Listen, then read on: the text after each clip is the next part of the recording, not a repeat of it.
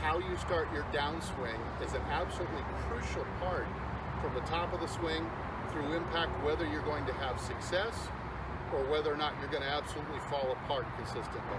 If you start your downswing well, you can actually save a fairly poor backswing. And if you start your downswing the wrong way, you can actually wreck a perfect backswing. After this, I'm going to explain.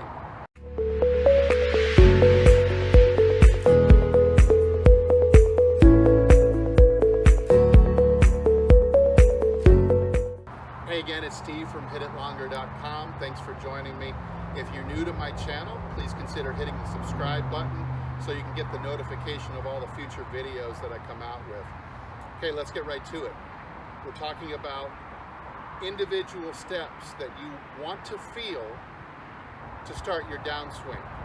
If they're done correctly, you're going to set yourself up for a really good impact position, which can actually save a top of swing position that may not be textbook. We've seen a lot of examples of this, say from a Fred Couples, Jim Furyk, Matthew Wolf, all three tour winners, millionaires. All of them are getting back to a really great impact position from somewhat unorthodox positions at the top of their swing. So they must be doing something really, really solid as they start down. Let's take a look.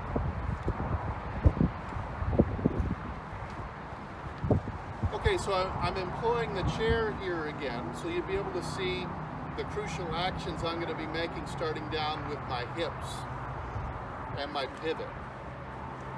Okay, from this angle, let's say I've gotten into a pretty good spot at the top. Sitting on my shoulder, my elbows under my wrist, the club face is pretty square, club is horizontal parallel. I'm looking okay here. I'm looking like I'm going to have pretty good success so far. Okay, here's the first three things that I'm feeling as I start the downswing. As the swing finishes, winding back, the first thing I am feeling, you can see that my left heel right now is weightless at the top of the swing and detached from the ground slightly. The first thing I feel is step down. Step down into the heel. Step down onto the ground and start to push a little weight into the ground with my heel. You can see the chain reaction that has. It makes me start to rotate. My second piece is I'm going to return my left butt cheek back to the wall behind me. You can see that at the top of the swing, as I've made my pivot, my left butt cheek has orbited off the wall, down and around my right posted hip. So step down on the heel, return the butt cheek back to the wall again. So I'm equal pressure. In fact, I might even be more pressure into the wall than I started. You can see now I'm sticking the butt out a little and I'm lifting the chair legs off the ground an inch. Okay, that's number two. The effect that those two things have is also to start, not only get you in that classic squat position that you might see as Snead or Nicklaus. Matthew Wolf, another great example, upcoming player who will go into that, increase their hip flexion, stick their butt out a little and go into a little bit of a squat motion. Brooks Koepka, another great name to look at when you're looking for that move. The third thing I am feeling is, from the top of the swing, I'm going to feel my upper arm here, my right arm, I'm going to feel it externally rotated. That would look like this. Step down, return the butt to the wall, and inwardly rotate. That kind of brings the elbow in front and helps shallow the shaft. So here, those three things now put me in the slot. Let's try them one more time. Backswing. Step down. Return the butt. externally rotate the humerus bone, shallow the shaft. I'm in great shape here. Now notice that two of those three had everything to do with my lower body. The third one was just this subtle move to go from here to here. It's not a big move, but none of those things had to do with the arms trying to apply force to try to advance the club. That's what most average, or the average typical golfer does when they get to the top. They do not initiate the downswing with the lower body and the trunk. They do it by trying to pull the arms or drop the arms. Okay, now, those three should get you into the slot area. Hogan described it so beautifully in his book. A little bit of elusive when you're talking about describing the exact motion. So far you have three. Now the next three I'm going to discuss should be able to get you down into the delivery of the start of the impact zone, which would be what we might call last parallel, right here. So you have last parallel, impact, and then you have an exit parallel over there. So let's talk about those next three now. Okay, from the top, step down, return the butt cheek, elbow. Now from here, I'm going to continue moving the legs and the trunk. Okay, it's going to be slide into the left post, continue turning the trunk, and start unfolding the elbow. That's the next three things. That'll get you down to parallel, and from there it should be all systems go. At that point, it's kind of what I call caveman mode, where now you're just whipping it either as fast as you need to go or maybe as smoothly as you need to go if you're just trying to hit a wedge. Let's look at them from another angle now. Okay, now let's take a look from back down the fairway, back towards the tee. Same series of motions. Backswing, step down, return the butt cheek back to the wall, externally rotate the upper arm, puts me in the slot in this squat position. Now let's take a look at the second pair of three items to look at and feel. So once I'm in this position, I'm in good shape.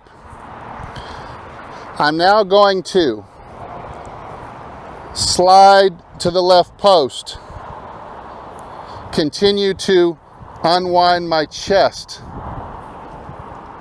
and now my right elbow is starting to straighten. It went from 90 degrees at the top. It is now straightening. This puts me in not only a powerful position,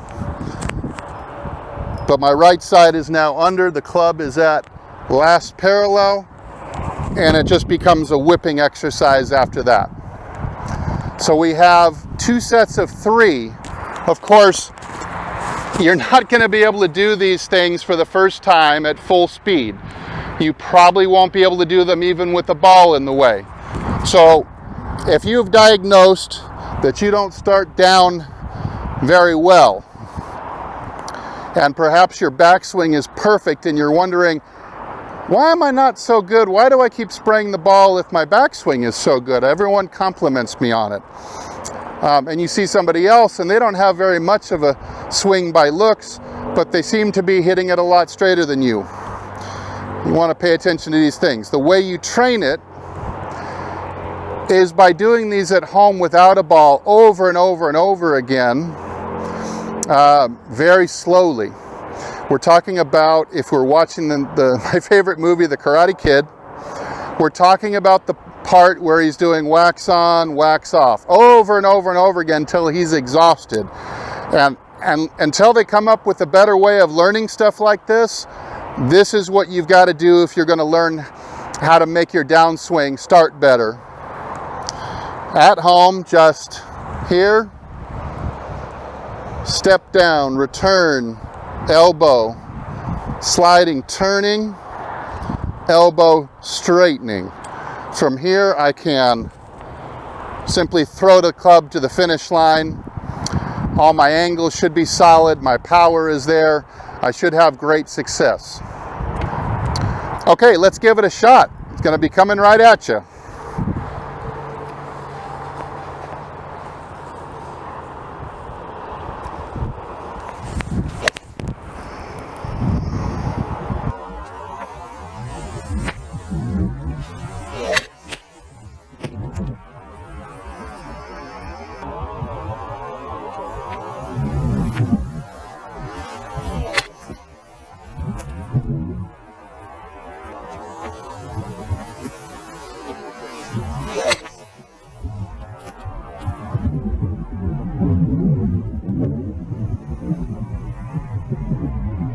Okay, so keep in mind how important it is to have a good transition, or the motions that correctly start the downswing.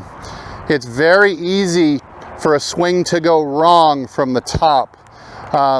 You've kind of already put yourself behind the 8-ball. A lot of people are pretty decent at recovering down at the bottom, maybe with their hands, or they'll make some kind of counter move to make up for.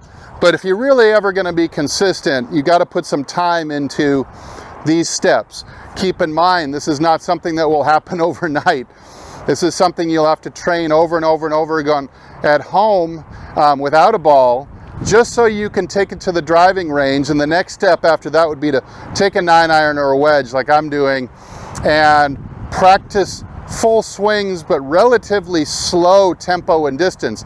Maybe shooting for anywhere between 50, 75, 100 yards tops, just so you can have total conscious control over the movements that your body is making. I would start with the first 3, practice those. That would be step down, return the butt to the wall. That you could use the wall at home for that.